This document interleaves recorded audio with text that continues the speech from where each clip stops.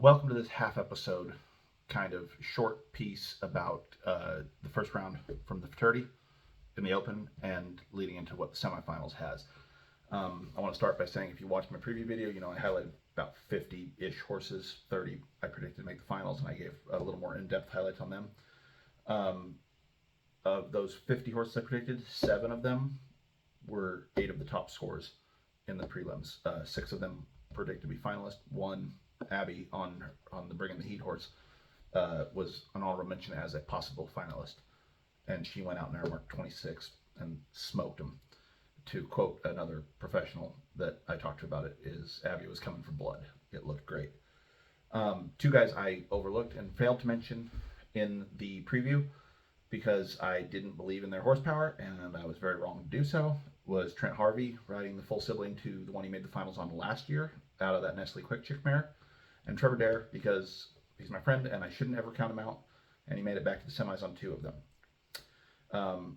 Of all 75 riders, only one level 1 rider qualified for the level 4 finals. That was Vanessa Strautman.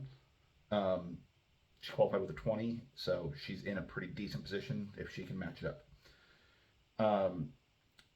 The next thing that I want to ask everybody, and if you want to comment on it and talk about it, that's great. If not, no big deal. What's left in the tank for these horses come Wednesday?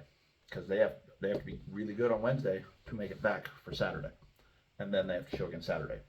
I know they're the best taken care of animals in the equine practice, but what's left in them this quickly? 3-year-olds. It's always the question coming into the second round, into the semifinals. I'm curious to see how everybody answers, because a few of them pushed really hard to get even into the semis, and a few of them cruised and let their horses down show. We will see what happens come with that. The next thing is, and this is the open for controversy part of this conversation, what's your opinion on the judging? I thought it was mostly pretty good. Sometimes they were a little higher than me. I'm notorious for being tight. That's not saying that they were wrong. I'm just saying watching it on camera versus in person also can lower your score. And I watched it on camera. So, what was everybody's opinion? Curious to see. Constructively talking, not picking on one individual person or playing the politics card, because we know that's what everybody likes to say when they talk to judging. What did you see in terms of spreads? What did you see in terms of what certain judges were looking for, what certain judges weren't? And this could go over to the affiliate pen as well. I didn't watch any of the affiliate stuff, but I'm always curious to know about the judging thing. Since I'm a judge myself, I like to know what people are thinking and what they want to know from us for consistency. Because consistency is the main thing I ask for. Even if I don't agree with the judge, if I can understand where they're coming from and they're consistent about it, I'm okay with it. Which is most of what I'm okay with in this prelims. I thought they were pretty standard for what they were looking for, even if it wasn't always what I agree with, if that makes sense. The next thing, I have a couple runs that I think everybody should watch in the second round, because the semifinals is always the most entertaining part of this show. If you can sit and watch for 7 hours, I'm not going to be able to because I'll be working a booth. But there's 5 runs I want to highlight here that I think are going to be exceptional. And I'm going to start with draw 14, Roll Out the Red Carp, and Martin Muhlstetter. It's the horse that a lot of people that I know close to Martin were thinking was his best one, or one of his 2 best ones.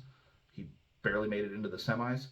I'm curious to see how hard he can push, how hard he's willing to push.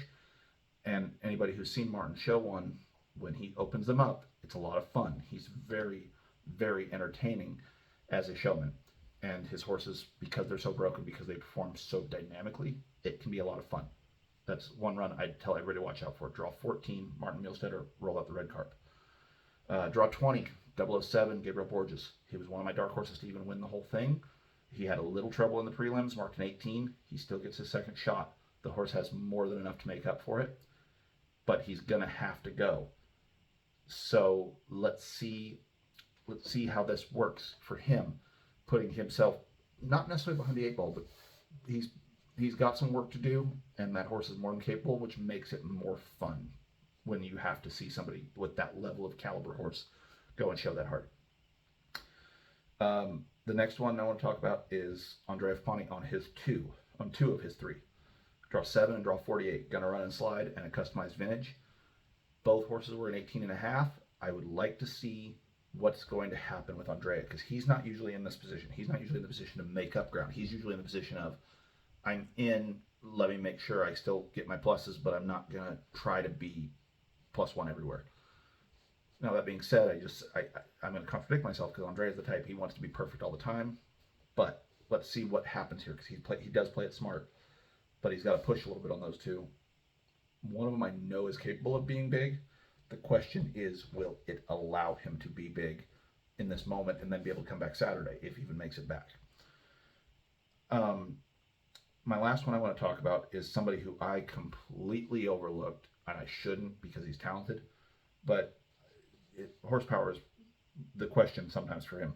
Adam Hendrickson, draw 64, swinging for the fences. He was a 224 and a half, I believe, in the first go. I don't have my stuff up in front of me. This horse was really, really good in the first go. Adam showed great. Can Adam keep his composure and make not necessarily the same run, but at least a run of similar quality? Because it's going to take a pair of 19s, probably a 438, 438 and a half, to make the finals, is my bet. That being said, if it takes a 440, he's still got to be a 16. And coming back after marking 4.5s and 5s on a 3-year-old 4 days later, and having to go mark 2s anyways, is tough. Adam is capable. I'm curious to see. Those are the 5 runs I want to watch out for. So that's my quick, dirty, and abbreviated thoughts on this. If anybody wants to talk, I'm flying out to the Futurity. I'm videoing this Sunday night. I will be flying into Oklahoma City tomorrow morning, Monday morning, and I will be spending the week helping out at Cowdog Saddles with Tony Zimmerman.